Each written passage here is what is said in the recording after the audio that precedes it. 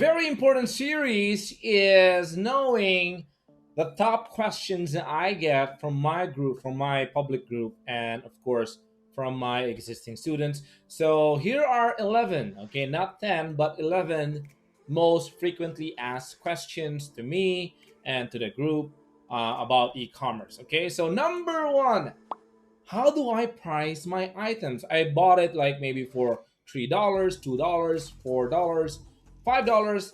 How much should I actually sell it on my website? Now, the first thing that you should do is see your competitors. See someone who is already selling it. Okay, see Amazon. Check Amazon prices so you don't have to guess. And of course, you have to check from the person you copied if you did copy the item. Now, if you have a brand or white label or private label, then you can actually experiment with the prices. When I started my brand selling coffee and chocolate, the first price that I did was, it was crazy. It was around $24 per box. So that's around 1,200 peso for a box of coffee. It was so high, and I was not selling well. All right, the profit, I did it high, but I was not selling well. So what I did is from 1,200, I lowered it down to 950.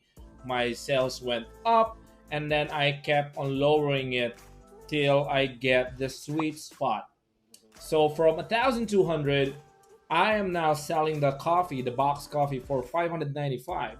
So now I'm making really, really small, but I'm really selling it really fast, faster than 1,000 or 950.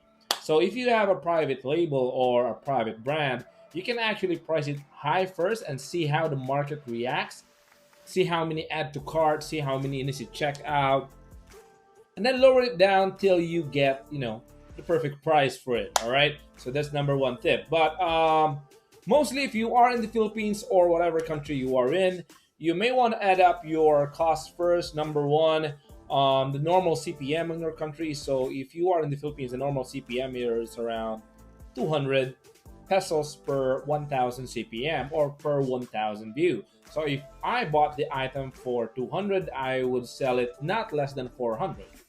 I would add the cost of the shipping around 100, so that would make it 500. Then I would add another 150 or 250 for the profit. So if I bought something from 200 or 300, but guys, this can be very experimental and dynamic. You can actually experiment all of this. There are items that I bought for 500 and I was selling it for 3,000 for 6x. However, there are items that I bought for 700 but I was only selling it for 2.5x. You get my point? I had an item, I was selling an electronic gadget before, and I buy it for around 700 peso, and I was selling it for 1,995.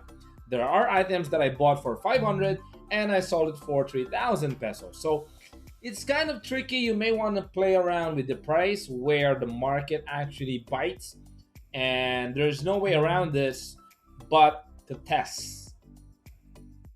All right, you have to consider the cost of shipping, your materials, your staff, your internet, your operational costs, your losses, RTS, bogus buying, a bunch of other stuff that would actually diminish or reduce your profit income. And I hope that answer how do I price the item. Okay, play around with it, check your competitor, check your price, check it in Lazada, check in Shopee, check it in Amazon, and kind of play with it. Sometimes I get this question, Rudolf, I get so much add to cart and initial checkout, but the purchase is like 30 add to cart, 20 checked out, and purchase is gonna be 2. Well, your item probably is a bit high price, or maybe they like, there's a shipping fee. Maybe I would just close this app or this Shopify store. A lot of people exit because they are charged with a shipping fee, especially here in the Philippines. So I hope you learned from that video. And yeah, we have 11 more topics or 10 more videos for me to discuss right now. Enjoy this series.